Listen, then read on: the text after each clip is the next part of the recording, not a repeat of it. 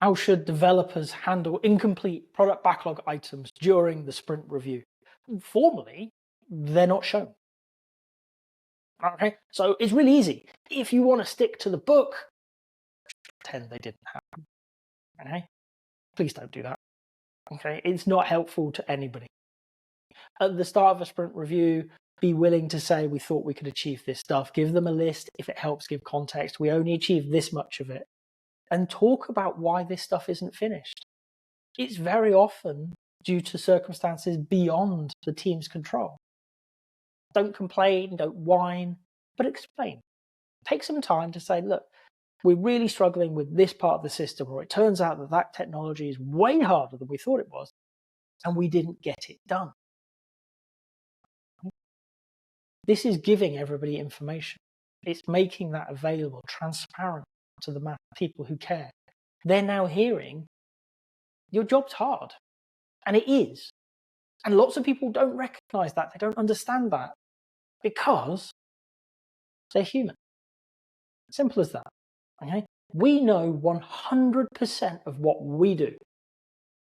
Therefore, because we know everything we do, everything we experience, our lives are harder, our jobs are harder. Because we don't know what other people do for a living. We have an idea, but we don't know what they do every minute of every day.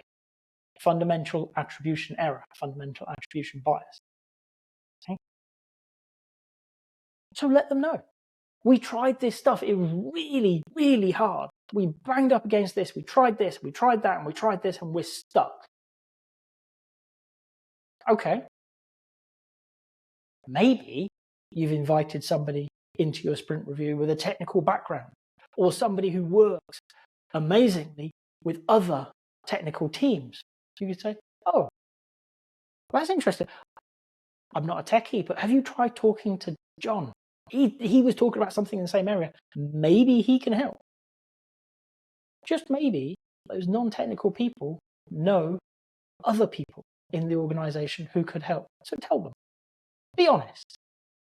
Now, you're not meant to demonstrate anything in the review that isn't done. However, I am a feedback junkie. I want you to. I know I'm breaking the rules, but here's the thing. It is partly done. You've been working on it. And if there is something useful to show the stakeholders, we've not finished this screen, but this is kind of how it looks at the moment. And it's going to look kind of like this. What do you think? Hear it. Oh, I don't like the color or whatever. Okay, interesting. You're going to get real feedback from people. Okay? You've been honest. You've been completely open and transparent. It isn't done. It's not ready yet. We can't give it to a customer. We thought we would be there, but we're not. Sorry, but life happens. But you can capture feedback. You've got them in a room for a short period of time, once every few weeks, most likely. Take it. Really seize that opportunity to talk about stuff they turned up to talk about. Right? They care. So, as developers, show your work. Done or not. See what people think. Take it in. Now, is it a major change or is it a minor tweak? Because it's going to go back on the product backlog. Okay? As you close out the sprint, everything that isn't done moves from your sprint backlog back onto the product backlog. Because tomorrow we may need to make a decision. Is that work that isn't completed still the most important? Very often it is.